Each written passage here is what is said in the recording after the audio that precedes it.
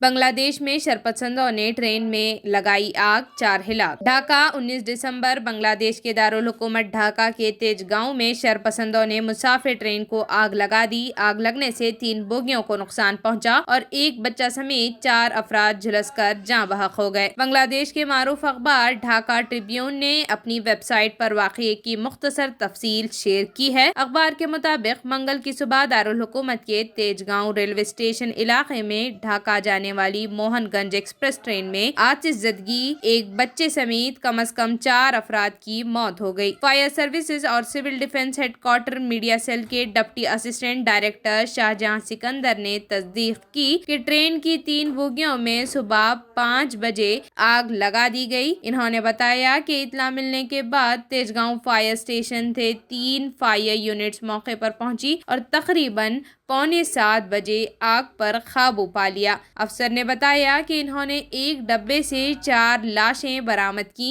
DMCH police camp के in charge inspector बच्चू मियां ने बताया कि मरने वालों में से 2 की शनाख्त 35 साला नादरा अख्तर, 3 साला बेटे यासीन के तौर पर हुई है।